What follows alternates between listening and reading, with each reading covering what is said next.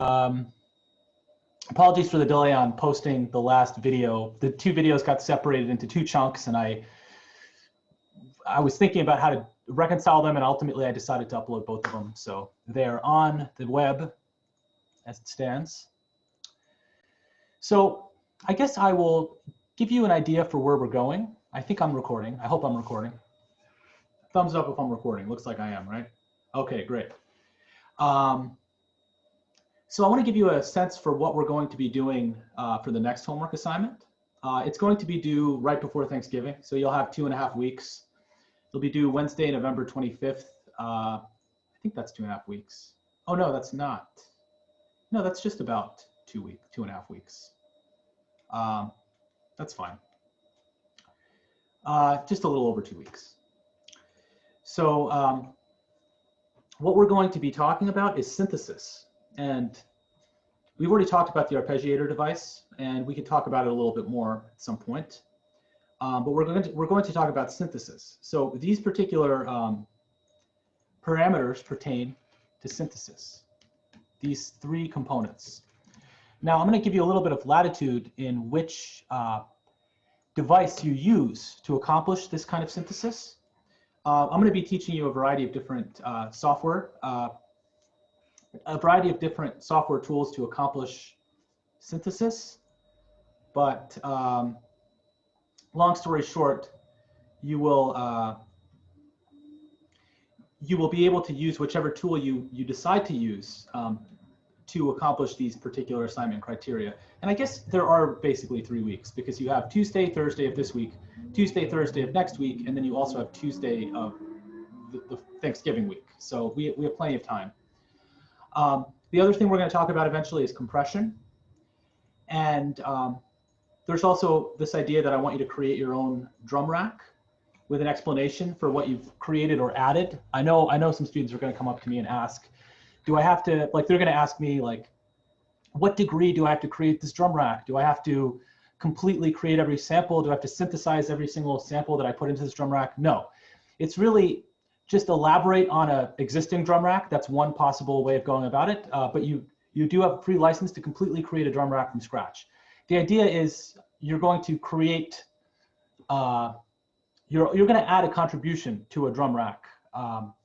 And that contribution can vary.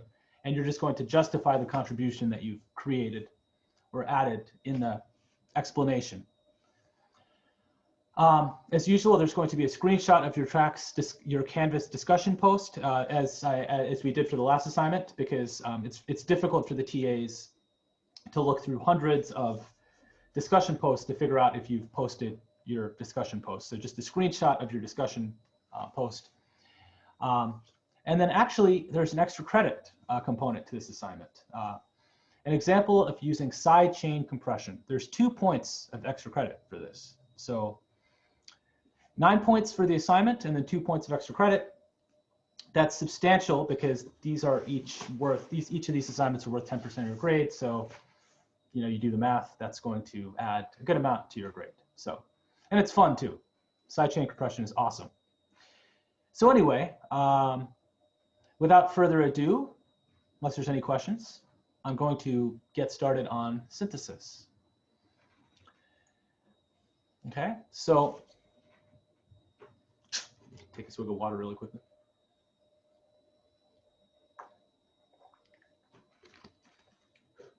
So the other day, last week, I was talking about the drum rack and how if I go into instruments and I create a drum rack, it doesn't really matter which one I use, but if I drag one in fact, I should have gone to the drums column. Notice how each of these, let me choose one that's not as complicated. I'm going to go to drums, and I'm going to grab one of these, a 32 pad kit rock, okay? I'm going to investigate these different cells in this drum rack. Incidentally, I have to add some of this information to the OneNote. I'm just going to kind of explain this stuff, and I'll add more information on the OneNote over time. But an interesting component to the drum rack is this little knob right here where it says Show Hide Devices. If you double click any sample, any one of these cells in the drum rack, notice how that particular device viewer turns on and off. Essentially what you're seeing when you click any one of these cells on the drum rack are these simpler devices.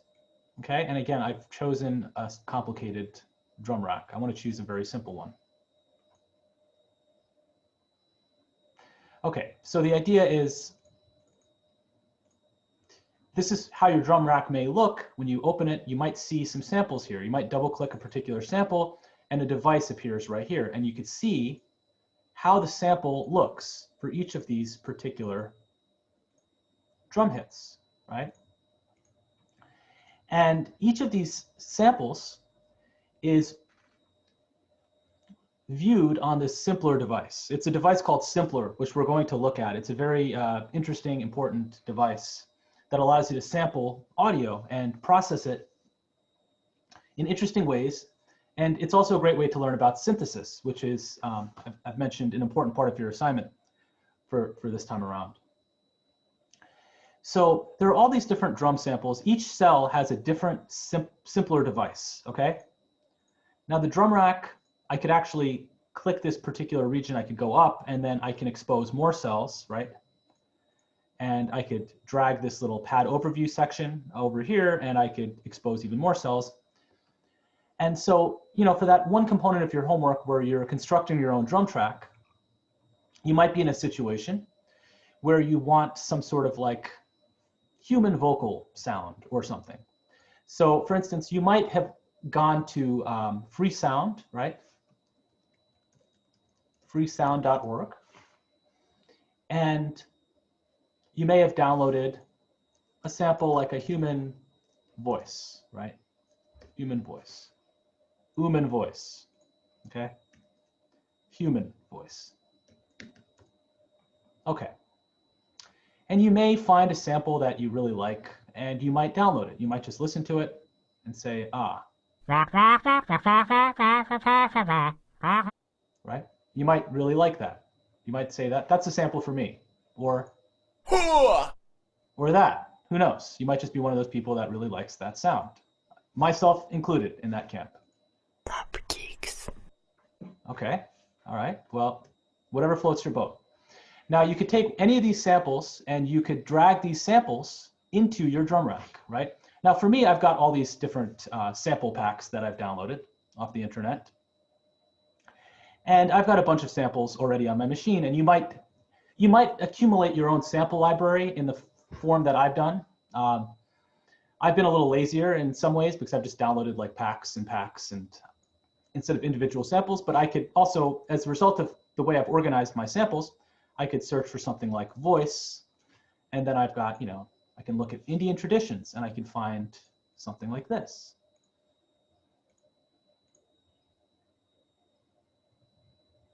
Right? So I can just drag that into one of these cells, right? Professor, I don't think we could hear that. Oh, okay. Thank you for letting me know. Ah, okay. So one thing, I guess this is probably worth explaining, just in general, because you're going to collaborate with people over the internet. When you share your Zoom window, you have to make sure you share computer sound. But another thing you have to do is you have to make sure in Ableton's preferences that your audio output device is set to Zoom audio device on Mac. On Windows, I think it does it automatically. So now you should probably be able to hear this. Okay, great. So what I did is I just found an empty cell on the drum rack, right? And I just dragged the sample here. Right?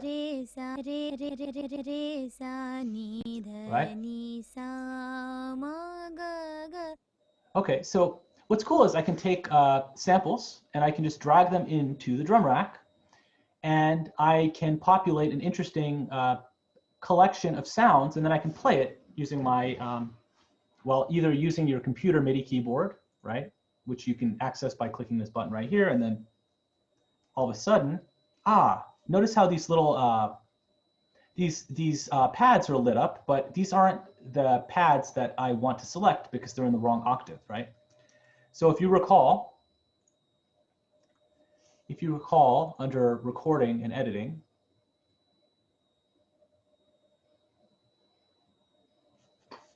the computer MIDI keyboard, you can change the octave by pressing this button and this button, right? So if I click that button, look at, you see that? I'm actually in a correct register now. I'm in, if I press this button again, if I press Z one more time,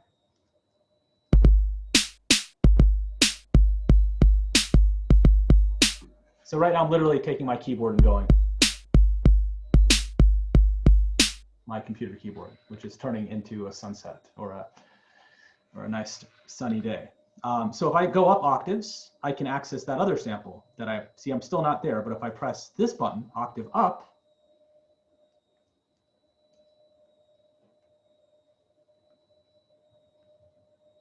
right, I'm still not quite there. So I have to go down an octave.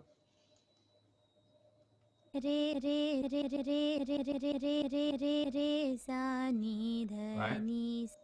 So there we go. I can play, if I wanted to, I could just add this little sample into my mix. But there's a lot of stuff that's worth doing in terms of, for instance, this sample is a little bit too long for maybe what I want to do.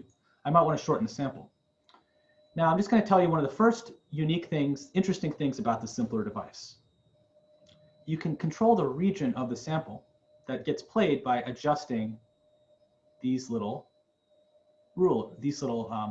sorry, I'm gonna expose my Ableton help view so I can use the official term. In the sample display, you can adjust the different regions of the sample by adjusting these handles right here. Right? So for instance, if I want it to just play right here, I can go, whoops. So I'm gonna play on my keyboard.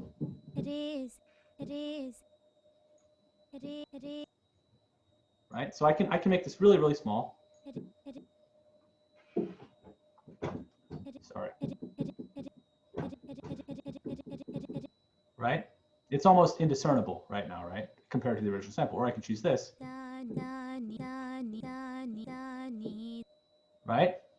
So this is one of the first things to know about simpler, okay? Just choosing the region of the sample that gets played. Right?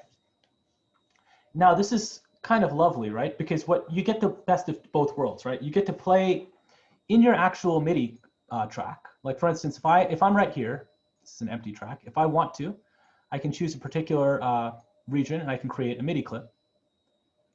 And now in my MIDI clip, I can actually just program. I could do something like this. I could program a drum beat, my classic go-to thing, right? Beat 1, beat 2, beat 3, beat 4, and then maybe like I can add in a little bit of that. Whoops. Right? You could do something where like you add a little bit of fun. This adds a little bit of flavor into your drum sample, right?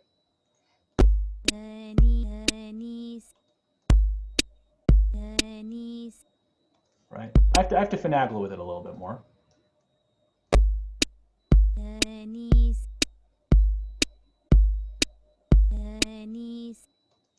So the idea is you can add other interesting things. Like let's just add a couple more interesting things, right? So let me like look up a water droplet, for instance. Let me look in my audio samples, and let me look up. In fact, let me just move this down to this octave, right? Because it's kind of annoying that's all the way up there, right? Let me look up like a water droplet. Okay.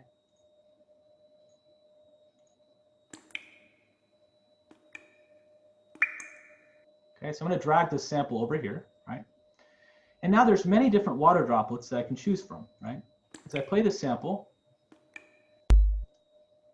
but maybe I just want it to play this water droplet.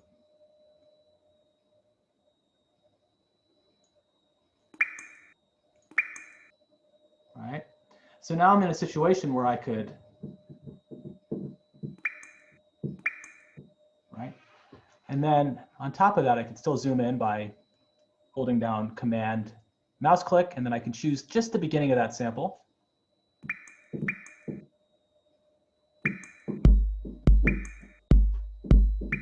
Right, so now I've got a water droplet as a sound. I'm basically using it as a snare sound, right? Right. So what's another interesting thing I could add here?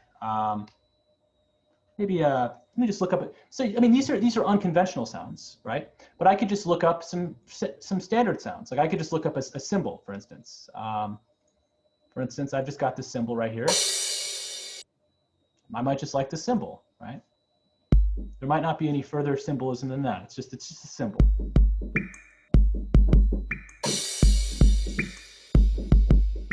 Right? Now this leads to another application. This particular sample might be a little too loud relative to the other samples, or too soft, right? For me, this water droplet sample is a little bit soft. So in Simpler, on the bottom right hand side, there's a volume control. So I can make the water droplet sound a little bit louder, and I can make this little crash sound a little bit softer.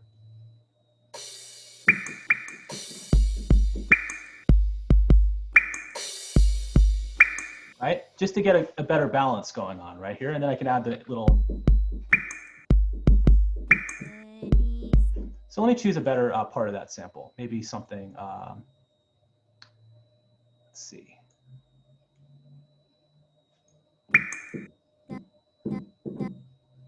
Right? So I'd have to think about it. But let's say I don't want this particular vocal sample to be on this particular pitch.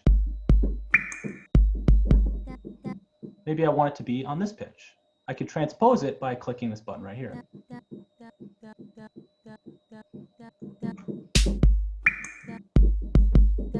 Right? So far I've exposed you to three controls on Simpler device, right? You can actually control the region that's being played by adjusting these handles, right? You got mad handles right here. You can adjust the handles and you can get exactly what you want, right? The particular region that you want to hear, right? It might be a huge sound file and you don't want to use everything. You want to use a particular segment of the sound, right?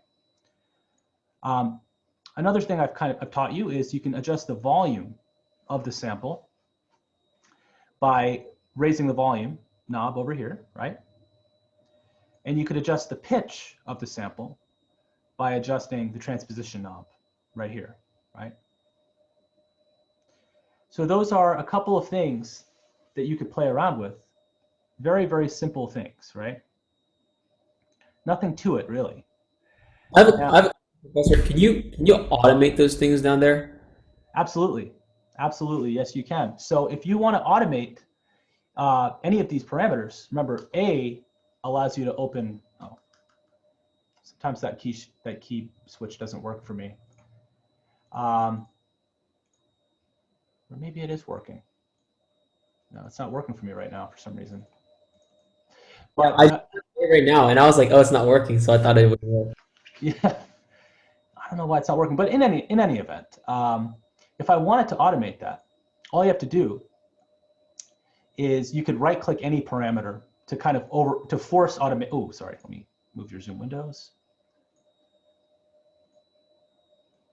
This is the tedious part. Okay, there we go. I could right-click a particular parameter like transpose, and I could click show automation. And now I could show the automation, and I could draw in automation. Now, granted, it's not going to necessarily work exactly the way you think it works. Well, see, the thing about it is it's actually going to. Well, let's see what happens. I'm curious to see if it'll change transmission while you're playing the sample. Don't need any sound. Don't need any sound. Right? Yes, you can automate that, so you can actually cause this particular sample to change in pitch over time. Now, granted, this I have to tell you something. This isn't necessarily the smoothest way to accomplish a transposition, because it's sort of it's jumping between these different steps. So it's going, for instance, Don't need any sound. it's just these discrete values. It's jumping between these half steps, right? There is a smoother way to accomplish that. I don't think I'll go into it right now, though. I will explain that at some point, the smoother way to accomplish the pitch bend. But you can do that.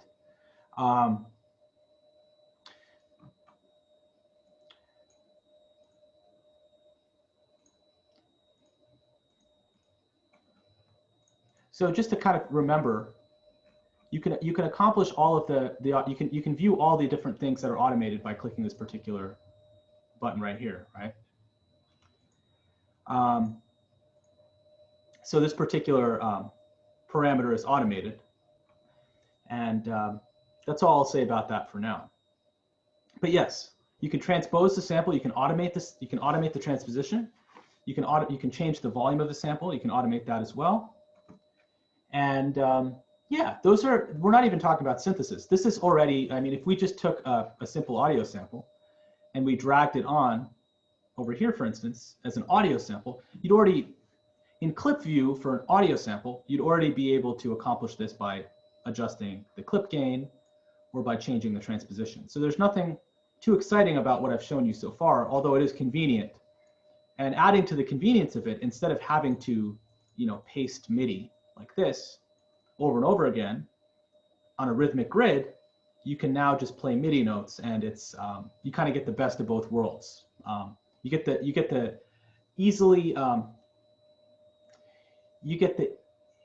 MIDI is very easy to interact with. Like, you can move it around very easily, and you could change the pitch of it very easily. Whereas audio is a little bit cumbersome in the sense that you actually have to. It's just different. Like, you have to look at this waveform. It's not exactly clear. It's just a different way of processing data. So Simpler treats audio. It kind of combines audio and MIDI, right? Because if you look at this particular audio sample, you see the audio sample right here, but you can access that audio sample by clicking a particular MIDI note over here. So that's basically the gist of how the simpler stuff is happening in a drum rack. Now, I guess I want to go away from drum rack for a second. I just want to talk about simpler outside of drum rack, because drum rack allows you to take devices and just fill up every single slot with a different device. Now, you don't have to put a simpler here. You can actually put other instruments here as well. Like, you could literally put any plugin or instrument that you choose. You could just drag an operator here, and simpler won't complain. I mean, sorry, the drum rack won't complain. It's just like, it'll just play this particular note in this particular cell. So basically, the drum rack itself is a container for different devices. And you could view all the different devices by clicking all of these different slots. And then you see the device to the right of them, right?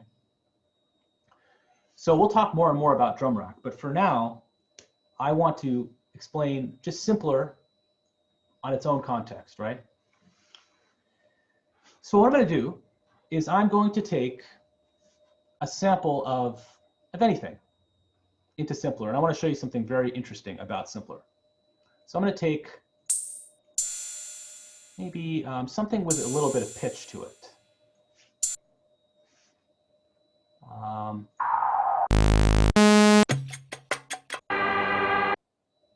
Maybe I feel. Okay, I'll drag this one on here.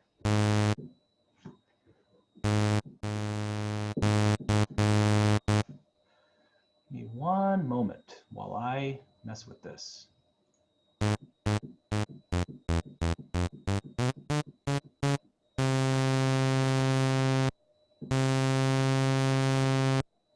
Okay, so now, here's an interesting thing about this device. So I've got this particular sample that I've dropped on to the simpler device. Now, if I could just take a sample. Now I guess I should probably go over that one more time. So I'll create a simpler device by going to Instruments and dragging a simpler right here. And what I'm going to do is I'm going to find just any sample. It can be any sample I want. In this case, I've chosen this sample. And right there it says it says drop sample here. So I'm going to take the sample, I'm going to drop it right here. And now the simpler device is filled up with this particular sample. Now what I can do right off the bat, which is pretty exciting, if I open up my computer MIDI keyboard, or if I'm playing with my MIDI keyboard itself, my music keyboard,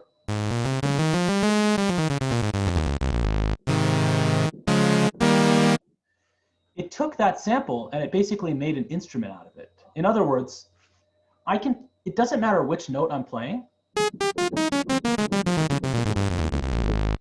it's going to change the pitch of that note. It's basically transposing the sample according to whatever I am playing. So for instance, it doesn't, like, this is a very straightforward scenario. But for instance, I could take someone speaking, for instance. I could record myself speaking. I'm just going to record myself speaking really quickly, okay? So I'm going to configure my input configuration really quickly. This is something that you probably won't have to do, but I'm going to choose my audio interface, which I'm actually selling today, and I'm going to trade it for another one. But I choose my input, which I've labeled. I guess I'll use this one. Oh gosh, I'm having some issues with this lately. My Ableton might crash. We'll see.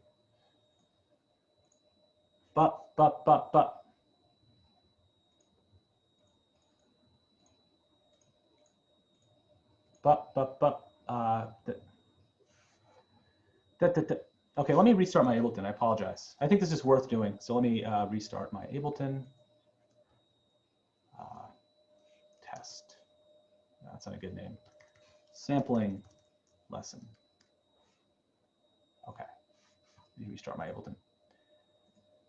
For some reason, it's been failing to recognize my inputs, and I have to restart Ableton. It's not the reason I'm selling it. It's perfect working condition. It's just, this is just a weird peculiarity I've been dealing with all my audio interfaces lately, and just Ableton in general. So let me open up my recent set. In case you didn't know this, you can open up a recent set by going to Open Recent Set. I'm going to go to Sampling Lesson. And already I can see my inputs are registering, which is cool. Okay. So now what I'm going to do is I'm just going to record something. But you can see this particular microphone is accepting input, right? Now I'm just going to record myself saying something.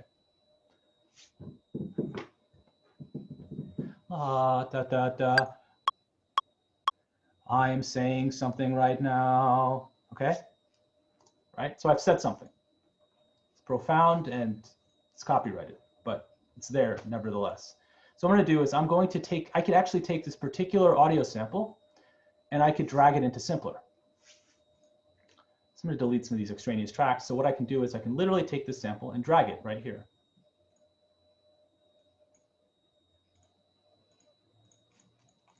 Okay, give me a second. And I've replaced it. So now I am saying something right now. Okay. I am saying something. I am saying something. I am saying something. Right? Comedic, right? It's the classic resampling yourself in different pitches, right? So you could just take anything and you could right? It's just transposing. Remember, transposing means I'm just playing the notes, the sample on a different, starting on a different note of the keyboard. It's either going to be lower or something really high, right?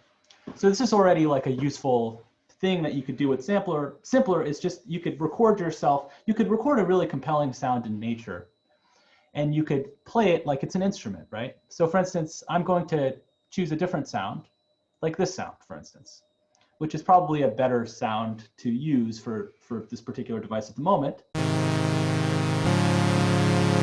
Right? I can take another sound, maybe scuba. I'm gonna drag it on.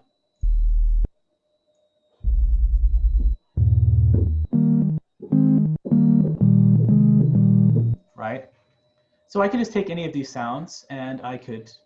I am saying. Whoops. There we go. So here we go. Now we still haven't really talked about synthesis. Now I want to get into it right now. So one of the things that we have to talk about, I do have a slide on this. This is, there's this idea of an envelope, okay?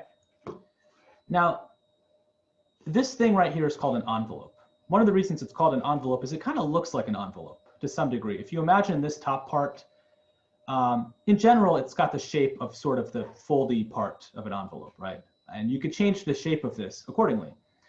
Now, what this does is it allows you to affect the volume of a sound, okay? Now, it does so through time parameters and volume parameters, okay? So what the attack of a sound is how long it takes for the sound to become the loudest, okay? The loudest the sound will be. The attack is how long it takes the sound to become the loudest it will be, okay? This is earth-shattering stuff right here, honestly. So just pay attention. This is very important, both for your life and also for the homework assignment. So the attack is how long it takes for the sound to become as loud as it will become, right? The height of this graph basically tells you how loud something is, and this axis tells you the loudness over time, right? So at this particular point in time, the sound is this loud, right? At this particular point in time, the sound is this loud, right? Conceptually, this is pretty simple, right? It's just showing you the volume evolving over time, okay? Now, in order to adjust the volume evolving over time, you have to understand something. You might think, well, why can't I just draw this graph? Like, I like this graph. I can just use this graph. Well, in the olden days, they didn't have necessarily the technology to like have a computer graphics display where you could see a graph like this and you could adjust the shape of the graph like you can in Ableton. Like you can literally take this graph and you can draw it and you really get a very clear idea of what's going on, right? You can be like, oh, the sound starts quiet, it gets louder, and then it gets quiet again, right? In the olden days, they didn't have necessarily the capability to graph things like that. So instead of viewing it as a graph, you would view it as these particular controls: the attack, the decay, the sustain, and the release, right? So notice how as I move this graph around, these particular values down here for the envelope get changed as well, right?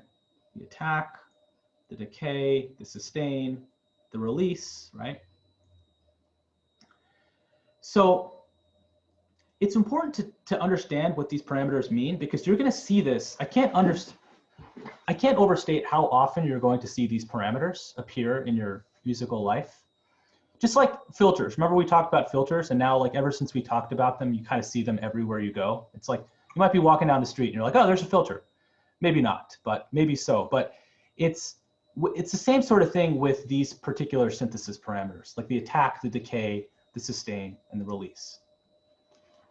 Now, one thing I found really confusing personally is I just kind of always never understood the units that these were referring to. Like I didn't understand that some of these controls were referring to time units and some of these controls were referring to volume units. Like that's something that, like when I understood that, it became a lot clearer to me. So all of these parameters are really measurements of time except for the sustain. So let's walk through each one. The earliest part of the sound, you have to specify how long it takes to get the loudest you're going to be. And that's what the attack refers to. It's a measurement of time to say how long will it take for the sound to open up into its loudest volume. Okay? Let's skip ahead to the sustain. Okay? There's going to be a level in the sound that isn't as loud as the loudest part of the sound. It's going to be somewhat softer. And that's the volume that's going to sort of sustain at, right? That's the sustain level. It's a measurement of volume, right? This is how loud the sound will be once it's kind of evolved to the point where it sort of settles in at this level. It settles in to the sustain level, right? the decay is a measurement of time that tells you how long it takes for the sound to get from its loudest volume to its sort of settled in volume. Okay? Okay. And the release is how long it takes for the sound to completely squash down to zero volume after you release the key. Okay? So we're going to go over this over and over again, and frankly, it took me years to understand this. It wasn't until I taught it where I really had to like understand this, because I was like held accountable. Embarrassingly, it wasn't until very recently till I totally understood this, even though it's such a really fundamentally simple concept, but I always kind of like cheated my way into understanding this. But I would recommend you put in the time to understand what this means. It's not that complicated, but it is confusing at first. So let's actually put this to practice. So for instance, I've got this particular sound, right?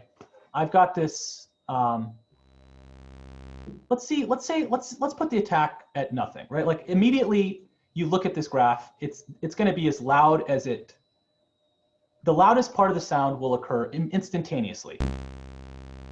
You notice how it sort of gets softer over time, right? Right.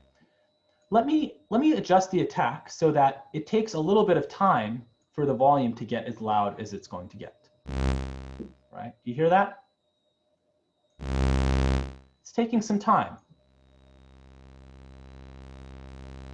It's taking precisely 20 seconds for the sound to get as loud as it's the loudest part of the sound. Right. Let me lower this to like 2 seconds. So now it's going to take 2 seconds for the sound to get as loud as it's possibly going to be. Right? It's going to take 2 seconds. Now, remember I talked to you about this sustain value, right? At some point, the sound is not going to be that loud, right? It's going to settle into a softer volume, right? So maybe it's going to be like,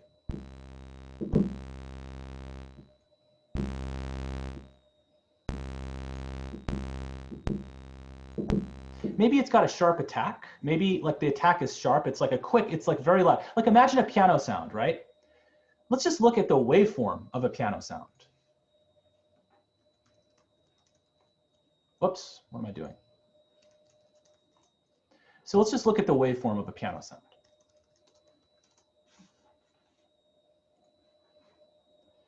So if we're looking at a piano waveform, look at this particular graph, right? Ooh, wait, I think I found something even better. Ah, look at that. Ah, perfect. They did all the work for me. So look at this, right? You see that the sound is loudest at the very beginning of the waveform, right? And then over time, the sound kind of settles in, not exactly to a specific volume, but it kind of settles in to like this volume right here, right? It's loudest at the outset, and it sort of settles in to this particular volume, right? Because the piano is a very percussive instrument. You hear ping, ping, ping, ping, ping, right? You don't hear when you play a piano, right? That would throw you off probably. You hear ping, ping, ping, ping, ping, ping, ping, ping, something like that. I'm sort of simplifying the sound of a piano. But you hear a sudden loud spike at the beginning of the waveform, and then it kind of settles into sort of a sustained sort of volume that it kind of lingers at for a longer period of time, right? So that's kind of what we're trying to create here. We're trying to basically create a faster attack, and then it sort of settles into a softer volume.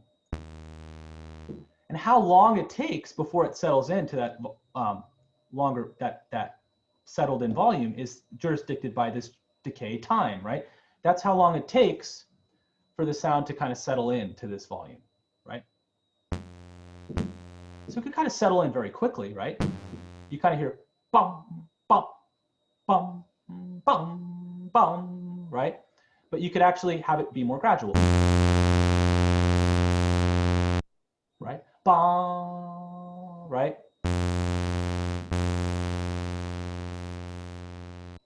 Right? So essentially, you know, I'm guilty of this. I kind of cheated my way through just looking at these particular parameters and just moving these around.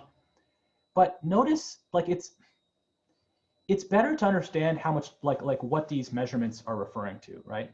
Because I might be like, I'm not doing much here, right? I'm just moving it a little bit over to the right, but look at this. I went from 1 second of attack to 20 seconds of attack just by moving the graph this much to the right. So that's why it's important to understand the unit, right? This is a huge difference. If the attack is 1 second, that means it's going to take 1 second for the sound to get to its loudest level. But if the attack is 20 seconds, that means it's going to take 20 seconds for the sound to get to its loudest value. That's a huge, like, if you're just finagling with the graph, you might not think you've done much here, but you're doing a huge amount of change just by moving this graph, right? So attack, decay, sustain, release, right? We haven't really talked about the release, but if I set the release to be really long, if I let go of a note, right? If I let go, if the key gets released, like if I'm letting go of the note, the sound still lingers for a certain amount of time. So the sound might exist in the space for a really long time if the release is really long. So for instance, no hands, right? Look, Ma, no hands. Right?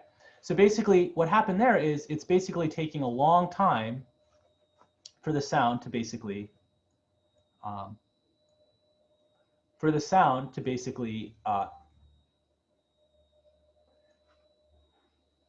get to 0 after I release the key. So it's going to take a while for the sound to completely dissolve to nothing after I release the key. So now it's going to take 1.5 seconds, 5 seconds, 25 seconds.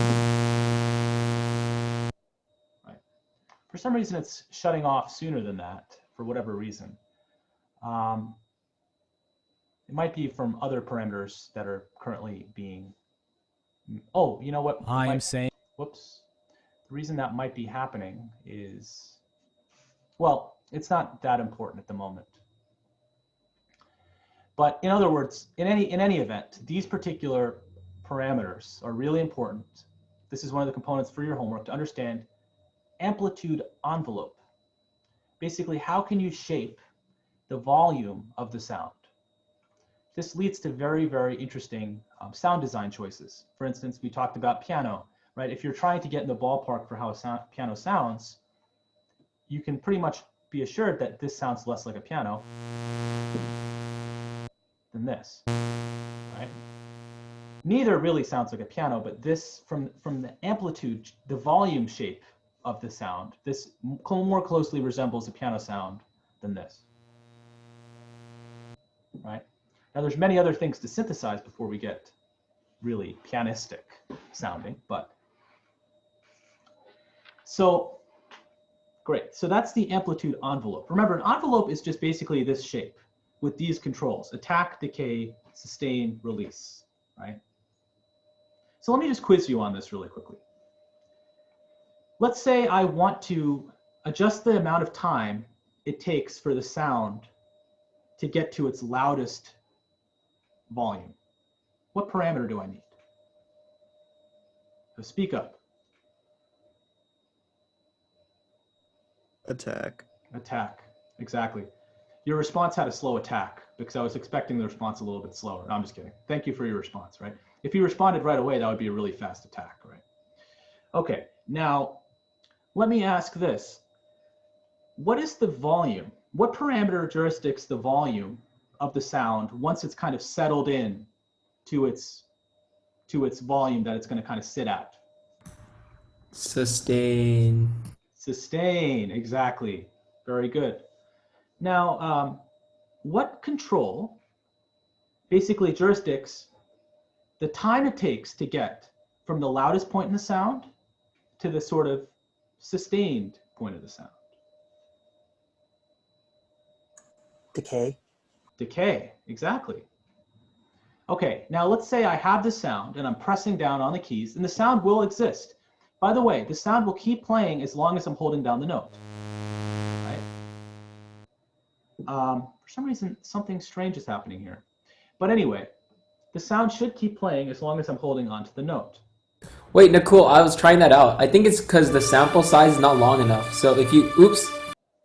Ah, yes, you pointed out a very good. You pointed out a very good point. So I have to. Yeah, so it turn says on it's loop only mode. like 2 seconds there, so it's only going to Exactly. play for those 2 seconds. And then the reverb. Exactly. So if I turn on loop, it's going to keep playing forever. That's a very, thank you for pointing that out. So if you, basically now it's going to be looping this sample, the sound, forever. Because what happened is, the envelope, basically the shape of the volume that we were imparting on this particular sample exceeded the length of the sample itself, right? So if you have this shape and it kind of exceeds this length, there's nothing more to sample. It's just going to sample nothing. It's going to become quiet, right? So if I go back to the sample editor and I turn on loop mode, it's going to sample this particular sound continuously. So now, here's something to keep in mind. If I'm holding down this note,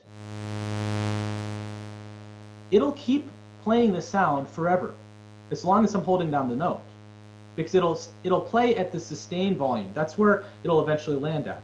But once I let go of the key, it'll take 5.68 seconds for the sound to completely dissolve into silence.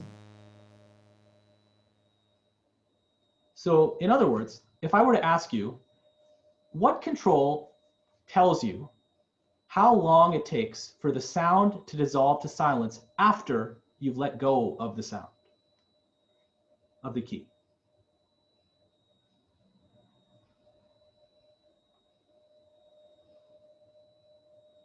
What parameter? If you're submitting your responses, you're speaking your responses to your attack time. Release. Release, absolutely. All right. So release. These are things that are very important to understand, right?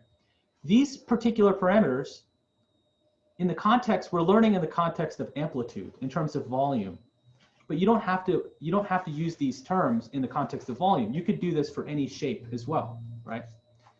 So we're going to talk about filters now. Take another swig of water really quickly.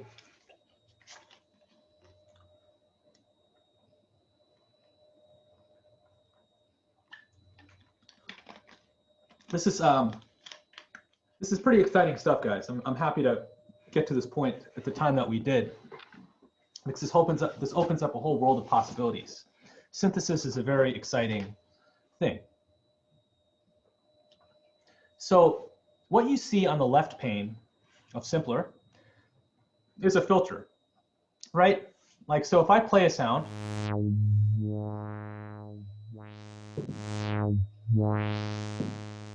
nothing really exciting, right? Like, I'm just basically, I can adjust the sound, right? Like, it's just a standard filter, right? The lower frequencies are out to the left, the higher frequencies are to the right. I'm basically cutting out the high frequencies and I'm passing the low frequencies, right? I can change the filter mode, right? So now I'm cutting out the low frequencies and I'm passing the high frequencies, right? On its own accord, you might think, well, this is just another filter. Like, why put it here? I could just take another filter and just drag it on here. Like, why do they put it in the synthesizer itself? You might be asking that question. Well, remember how we talked about envelopes for amplitude? Now, what if I actually click envelope? Oh my gosh, another envelope, a filter envelope. Okay. So an envelope, just to clarify once more, it allows you to adjust the shape of a parameter over time. Okay, so with volume, it's pretty clear what shape you're adjusting, right? You're basically adjusting higher volume goes to lower volume over time, right? Or it kind of starts at low volume, goes to high volume, and eventually it goes to no volume, right? Now, what confused me about a filter envelope is I was confused about what I was actually changing, right? Like what does this envelope really mean? Like what am I actually changing over time? This is what you're changing. The envelope is basically telling you how much of this is happening. Okay, so if the envelope is high, you're basically doing this. If the envelope is low, you're basically doing this. You're moving this graph to the right and to the left. Okay, so let me show you, and you can hear it and you can understand this by actually, I'll put an EQ here to help you understand this, right? So I've set this filter right here. And right now, incidentally, this is really important. If I want this envelope to do anything, I've got to adjust this amount to be some number. So I'm going to set it to the maximum amount, 72. Otherwise, this filter envelope won't do anything at all, and you'll trick yourself into thinking that this is doing anything. So you have to set this amount. In fact, on the homework, I made sure that one aspect is make sure your filter is actually doing something, not just looking like it's doing something. So very important fact, make sure that you adjust the envelope amount to be 72 so that this is actually changing the sound, right? So now I'm going to play the sound.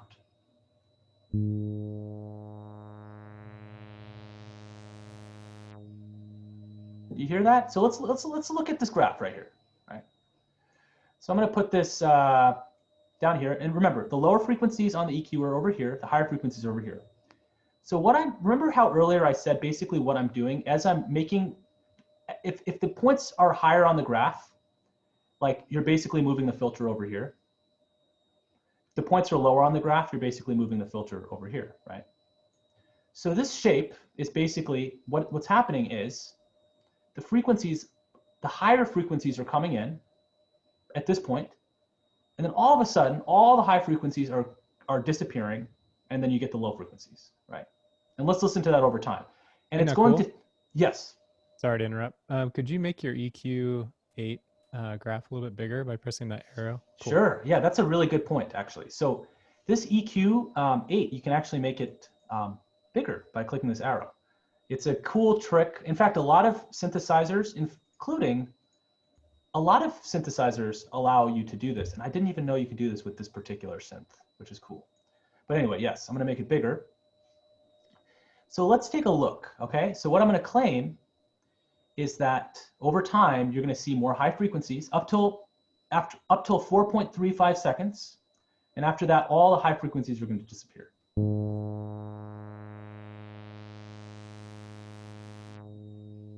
Let's do that one more time, right?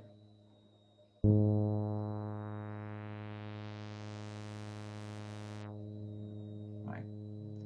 You see how there's little spikes that are appearing, right? Those little spikes are telling you that the sound, the high frequency components of the sound are being reintroduced, and then they're suddenly being taken away. So let's lower the attack time so you see it occur more quickly. So now all the high frequency components will be introduced in the manner of 1 second, and then they will all be lost.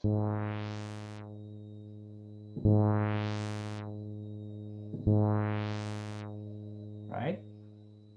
Amazing, right? I mean, I don't know about you, but I think that's amazing. So what you can do is you can adjust this shape and you can get different sounds. So for instance, if I have this really quick,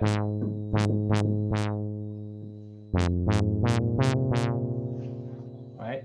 You see, this release is too long. Or actually, oh, this release is too long.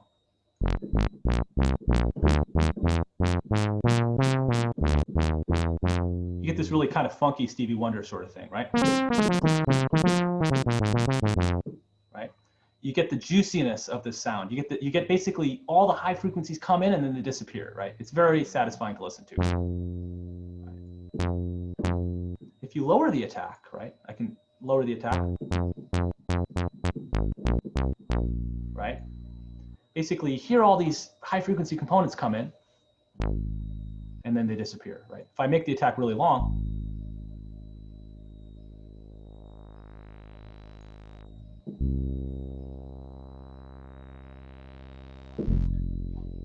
I don't know if you listen to like Boards of Canada. I really like ambient music. You can kind of imagine if you raise the attack time of the filter envelope, you kind of get these longer evolving textures, right?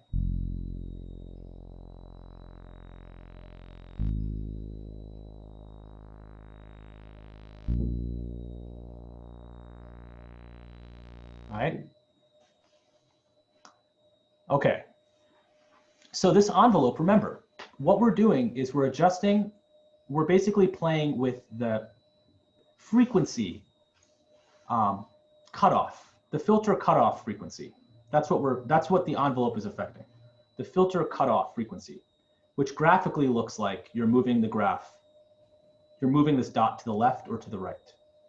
That's what this knob represents, the filter cutoff frequency. You're basically you're doing this, like if the right. So if it's at a high value, the filter cutoff frequency is really all the way over here. If it's at a low value, the filter frequency is all the way over here. Right. So this is one of those things that I am going to ask you to demonstrate knowledge of on your homework. And it's really cool, right? It's a little foray into synthesis. And don't worry, we're going to talk about this for weeks. This is why I wanted to get here at week 5, so that we have like literally 5 more weeks to kind of go over examples of this and to allay your concerns, because it takes time. It definitely takes time. But let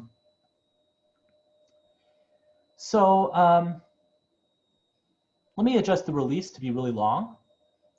And let me, so now basically the filtered sound will exist even after I let go of the key for another 5 seconds. Oh, but you know why this isn't working? This isn't working because this amplitude envelope is overtaking this, right? So in other words, the overall volume of the sound is jurisdicted by this. You could have all kinds of fancy stuff going on over here, but if this release, if this is happening, you're not going to hear anything, right? In other words, you remember how earlier I had to make sure that I was looping this particular sample because the synthesis that I was trying to achieve exceeded the length of this particular sample, right? Similarly, the synthesis that I achieve over here can't exceed the length of this amplitude envelope. Otherwise, anything that I do synthesis-wise that exists after this amplitude envelope won't be heard. So in other words, right here, I was trying to hear this really cool release, right? I was supposed to hear it for 5.41 seconds, but how could I possibly do that when the release of this part is much less than 5.41 seconds? So now I'll be able to hear it. Oh, 5.41 seconds, not milliseconds.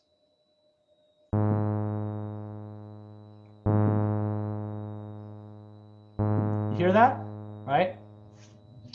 Boy, if that doesn't stub your toe, there's going to be places where you're going to stub your toe on this, but just don't give up. Just realize that there are logical reasons why things are working the way they are. And it'll take time to become a true ninja at this. And I certainly don't consider myself a ninja at this. I'm still working on sound design. I cheat a lot by taking other people's sounds, but nothing wrong with that. I'm just saying that there are a lot of different things that you could learn about through this process, not limited to one particular thing. So in short, we've talked about the amplitude envelope. We've talked about the filter envelope. Not the last time we're going to talk about that. I think I'm going to blow your brains a little bit by talking about the LFO, the low frequency oscillator. Now, what I'm going to say about this is basically the envelope is one consistent shape where you're basically moving in one direction over time, right? You're basically getting louder and then you're getting softer and then you get softer and it's done, right? But over here, you have this particular scenario with an LFO where you actually get to modulate things continuously. Like it just keeps, I'll just play it and give you an idea for what's going to happen. So for instance, if I adjust this pitch value right here, and I set this LFO to modulate the pitch,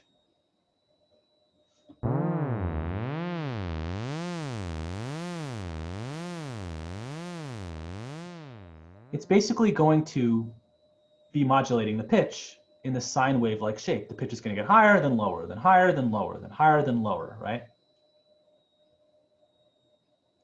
If I set it to adjust the filter, you're going to get something very dubstep-like.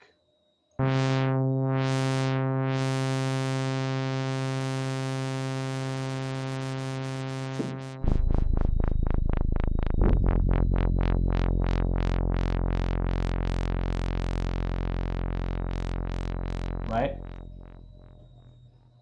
If I set it to adjust the volume,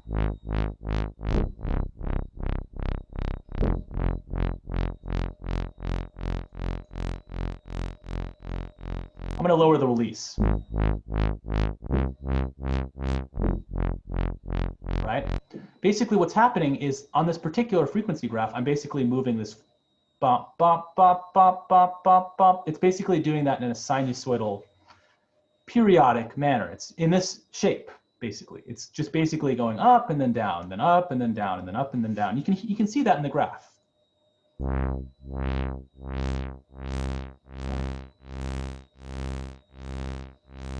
Right? You hear some of the high frequency content, then you hear some of the low frequency content, then you hear the high frequency content. Right? So there's a lot of stuff going on here. I'm going to explain a little bit more of this, just what these parameters are, just a little bit more. And then I want to spend a little bit of time at the end of class just allowing students to experiment with this stuff, because we're going to talk more about it. But let's talk about this particular pitch control. So remember how we were talking about the filter envelope and how if you want it to actually work on the sound, you actually have to turn it up. Otherwise, this filter envelope won't do anything. It actually has to, if you want it to affect the filter cutoff frequency, you need to actually turn it on and make it work, right? The same thing goes for the LFO, the low frequency oscillator, as they call it. If you want it to actually work on something, it's an oscillator because it actually oscillates back and forth. And it's low frequency because it doesn't really go that fast. But if you want it to actually work on something, you actually have to turn it on, essentially. So there's 4 things you can turn on. You might want it to affect the pitch. You probably don't, but you might want it to affect the pitch. You get this sort of nauseating.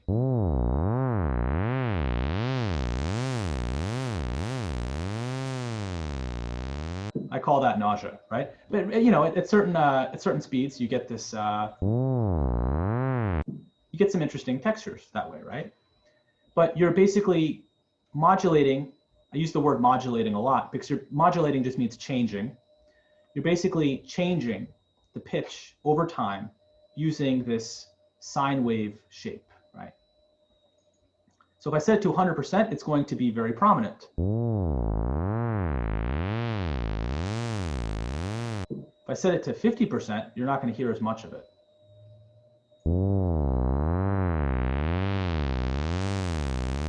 If I set it to 5%, you'll hardly hear any of it.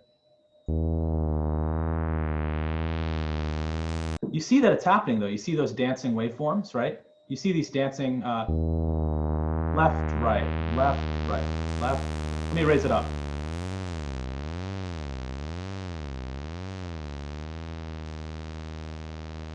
Right? At 0%, it's not affecting the pitch at all, right? Volume. If I set volume to 100%, it's basically going to adjust the volume so that basically it's going to be loud, then soft, then loud, then soft.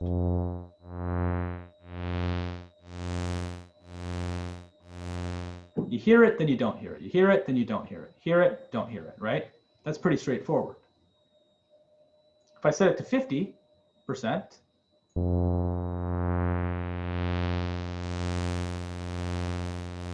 you still hear a little bit. You hear it ducking in and out, but you don't hear it completely duck in and out, right? At 100%, it's completely ducking in and out.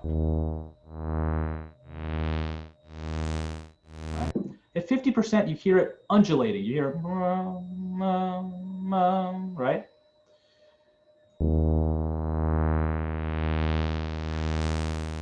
It gives it a little bit of movement, right? So this is like, you know, dubstep. They love it. I love dubstep music, and it does this technique to kind of create some movement in the piece, right? It uses LFOs like that, and incidentally, LFOs are one of the things for your homework assignment. So don't worry, I designated 2.5 weeks to cover all this information, and I basically told you almost everything that you need to do for your homework assignment. So we're going to talk much more about all this stuff. We're going to review it and talk more about it, so do not worry.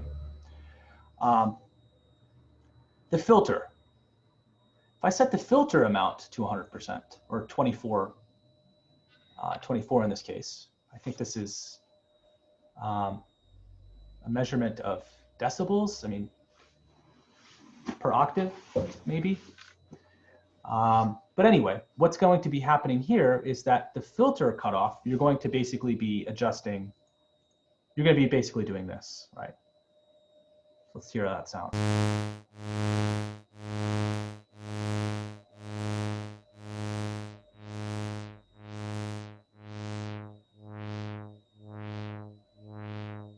It sounds very similar to this volume thing. Oh, in fact, the volume thing's on, that's why it probably.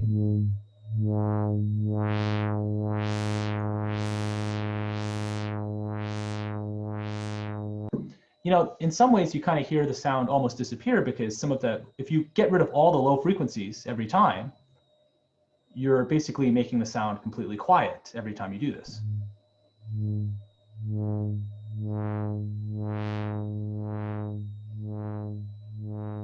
Right? So that's what the filter, so if you have the LFO act on the filter, that's the kind of effect you get, right?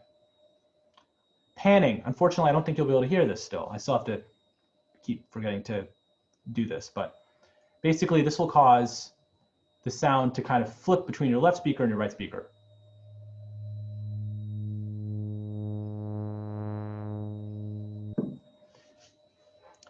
And the other thing I want to say is, how fast do you want this to occur? You can have this occur very quickly by making it faster, right? There's more of these patterns per time window, right? Or you could have these patterns occur slower where there's less of these patterns per unit of time window, right? So you can do it by adjusting it in terms of hertz.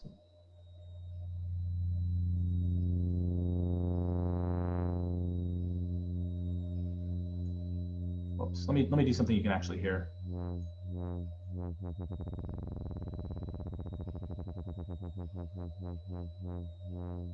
Right?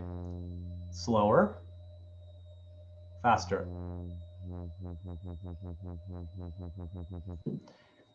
And then what you see right here is this little note head.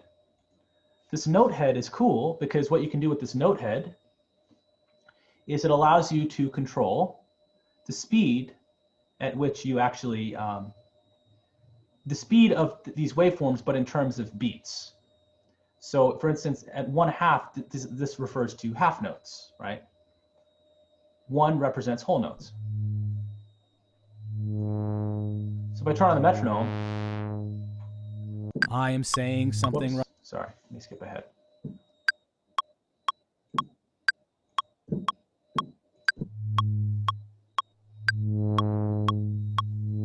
You hear it refers to measures. So you hear every 4 beats, you hear one of those undulations. Hold on, let me turn on the metronome again. 1, 2, 3, 4.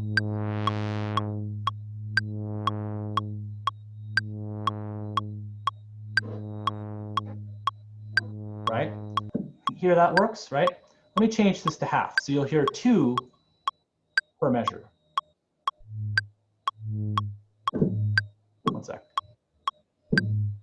Let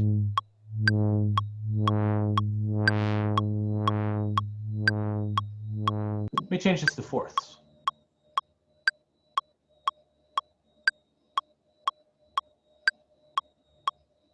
One-fourth. Now you hear every single beat.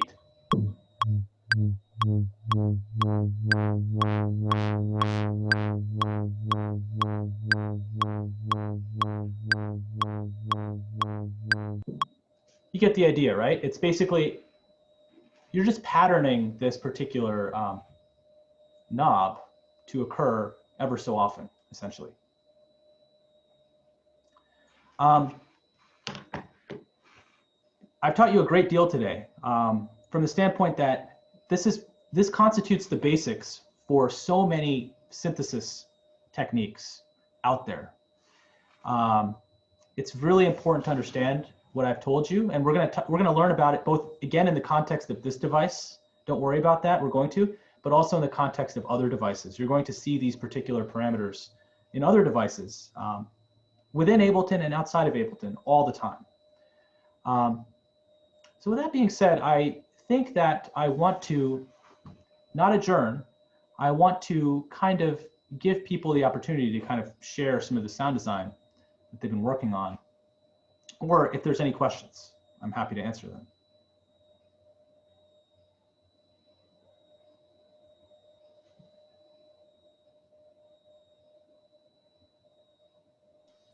I have a question. Sure. So what is the difference between the right envelope amplitude and then the filter envelope? So the amplitude envelope, basically, this controls the shape of the volume over time. The filter envelope controls the shape of the frequency cutoff over time. So in other words, it basically tells you the shape, like the cutoff frequency over time. So like, for instance, let me actually just, whoops, sorry, my keyboard's on top of my other keyboard. Let me just show you another example of this. Let me go into the OneNote really quickly. And let me just make a page called filter envelope. Okay. So right here, whoops, give me a second. I'm just going to try to show you over time, like where in the waveform it is, right? So right here, oh gosh, give me a second. So like, let's say, let me draw a couple more.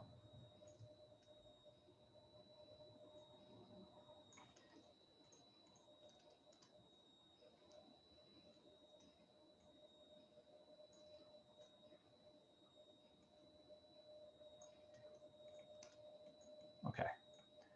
Move my zoom windows. Oh, everything's working against me right now. So right here, if the amplitude, say, so this is a filter envelope, right? So let's just pretend this is a filter envelope, and this is what the filter looks at this point of the filter envelope. The filter is like completely open. You see all the high frequencies. Whereas at this point of the filter envelope, like basically you're seeing this parameter evolve over time. At this point in the filter envelope, you basically see that the filter is closed off. If that makes sense. Yeah, So, yeah, that makes sense. Yeah, this is a confusing thing, and I've been very confused by it myself. But it's not so confusing if you understand that this is what's going on. Whereas the amplitude envelope is more straightforward. It's just basically, the amplitude envelope is basically just saying that it's loud at this point and it's soft at this point, essentially, in time. I have a question, kind of similar to the one we just asked. So is like so if we look back at that, is the amount kind of like a dry wet knob almost for the filter envelope on the left side of everything? Absolutely, you're correct. The amount is the dry wet knob for the filter envelope. It determines how much. It's the same exact, the analog I could give us, it's the same exact kind of parameter that these parameters are. it tells you how much this envelope is basically affecting the sound. So it's a dry wet knob. It's a very good way of putting it. So this is like a dry wet knob. This is like a dry wet knob. That's a great way of putting it. So these are like dry wet knobs essentially. I'm stealing that. I like that.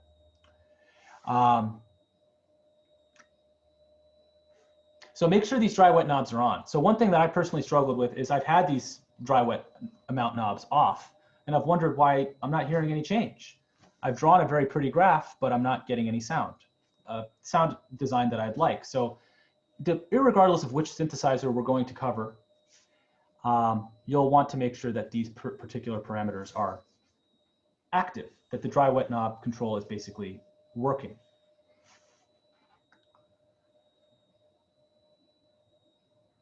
So any people want to share their sound design?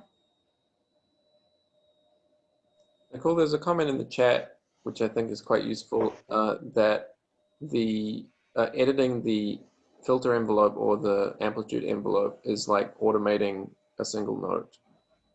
It's like automation for a single note. Yeah, that is a really useful way of thinking about it.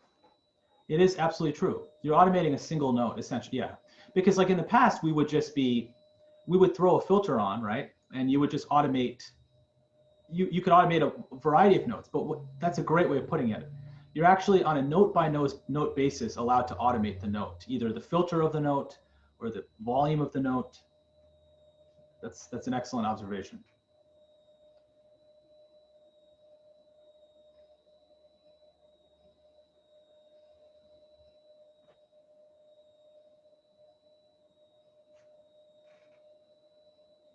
Any other comments or questions or shares? By the way, this is random, but if you click the top, like the input keyboard on the top right, This one? just click that. And then now try and do A for automation. Does it work? Ah, no, it doesn't work. Yeah, so maybe earlier I had this off. That might have precisely been why I couldn't actually access my automation, now that I think about it. So that is a very good observation. So right here, if your computer MIDI keyboard is on, it overtakes all of the center keys on your keyboard, thereby disabling you from being allowed to use those shortcuts that were on that row from being activated. So that's probably what happened. I probably didn't record enable a track. I had this on, and I was wondering what was going on. Ah, very good. Yeah, it's just a random thing because I never used.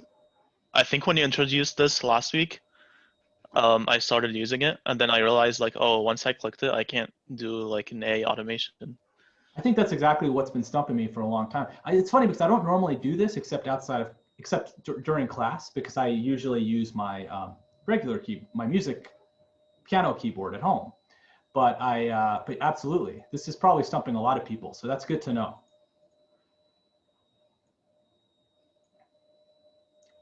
Okay, well, I guess it's the end of class. I was hoping to hear some sound design, but it's okay. We'll have more opportunities to share. And if there's any questions or anything people want to talk about, I'm going to stick around. And after that, I've got, I'll stick around for a little bit.